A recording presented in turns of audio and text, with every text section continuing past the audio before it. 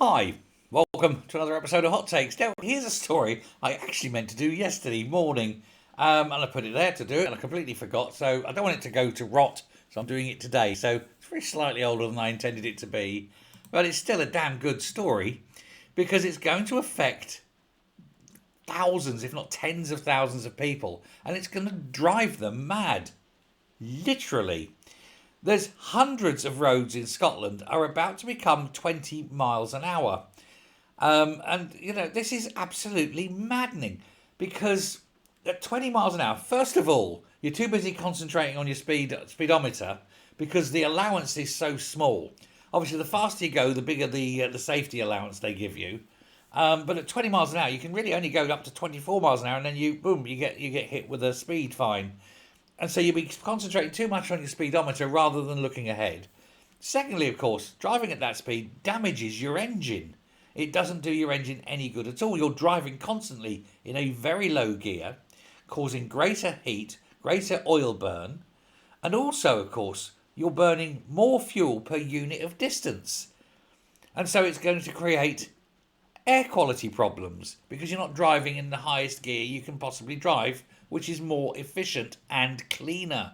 The lower the gear you drive in, the less efficient and the more pollution you put out for every, say, 100 yards that you drive.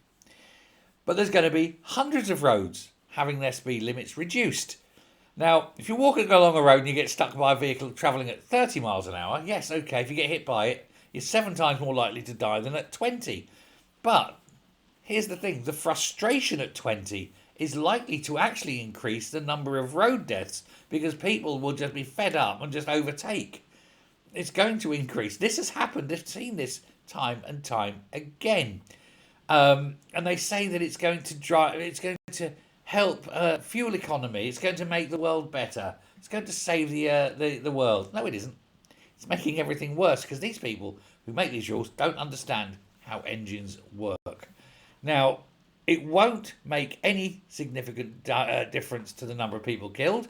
It's been done in Wales, and the difference is none, zero, hasn't saved a single person. What it has done, though, is made air quality worse. And, of course, there'll be a lot more damaged cars from it.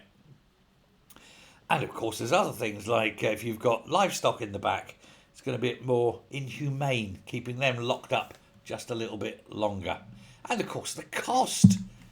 Thousands upon thousands of road signs at what?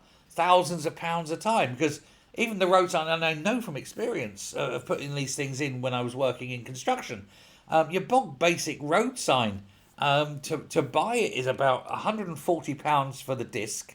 You know, a 30 mile an hour road sign or a 20 mile an hour road sign. But the actual disc is about £130. Your pole's another £100. There you go, 250 quid, say, all in, with your fixings and things. Now go and pay a man to dig a hole and put it in. It turns out it's roughly between £500 and £600 per road sign. And they're going to need, I don't know, 2,000, 3,000 of them? This is millions of pounds wasted that's not going to achieve what it wants, which is a reduction in deaths, that's going to make the roads worse, that's going to increase frustration, that's going to lead to more road rage. And for what? Just so that the SNP can sit there and feel virtuous and smug. And what's that going to do for cyclists? Are they going to be done for breaking the speed limit? Who knows? My God, Usain Bolt could run past you. An old person on an electric scooter, which isn't subject because they don't have registrations. They'll be going faster than you. It's a bad idea. But then it is SNP, so it's always going to be a bad idea. On your bike.